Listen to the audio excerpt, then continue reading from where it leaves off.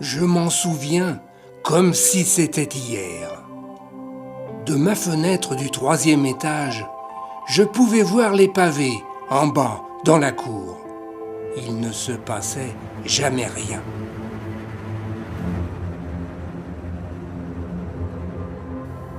À cette époque-là, à Paris, les écoles étaient toutes grises. J'avais peut-être 10 ans, 11 ans, je ne sais plus très bien. Mais il me semble encore voir le maître d'école balayer la classe d'un regard perçant. J'entends encore sa voix. Que ceux qui n'ont jamais vu la mer lèvent le doigt. C'était en quelque sorte un sondage. Je le regardais, les yeux écarquillés. Moi, je la connaissais bien, la mer. J'en parlais souvent avec mes petits copains. Je racontais mes vacances, la pêche aux moules dans la Manche, les grandes vagues de l'Atlantique qui venaient mourir sur la plage, les couleurs fantastiques de la Grande Bleue, ou les lames de fond, plus hautes que les maisons, en Bretagne. Je racontais les ports, tout pleins de gros bateaux, les soutes chargées de caisses mystérieuses, et je parlais avec respect des marins et des pêcheurs qui avaient vécu 1000 aventures dans toutes les mers du monde. Et mes visites aux îles, mon naufrage sur l'île déserte. À la récréation, on m'écoutait fasciné et envieux. Ah, j'en avais vu des choses. Des rochers énormes, des oiseaux étranges. Je la connaissais bien, la mer. Oui, je la connaissais bien, la mer. J'en avais parcouru les profondeurs pour découvrir les requins mangeurs d'hommes, les cachalots, les poulpes géants et surtout les trésors submergés.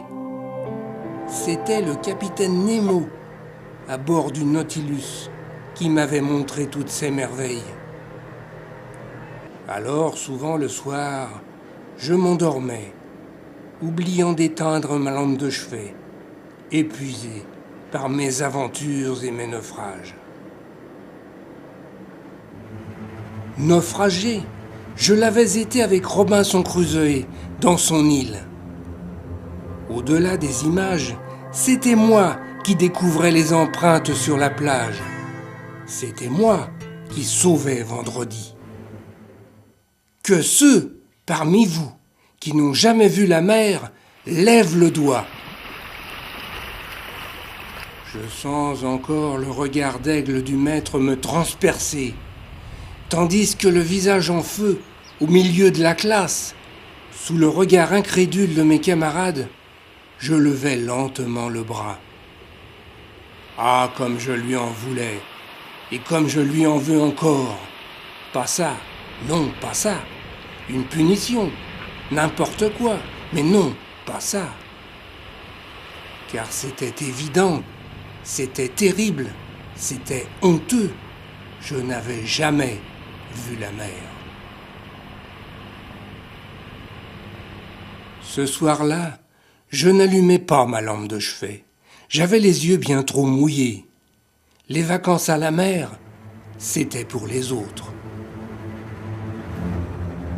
Il m'a fallu longtemps, bien longtemps pour voyager et découvrir le monde.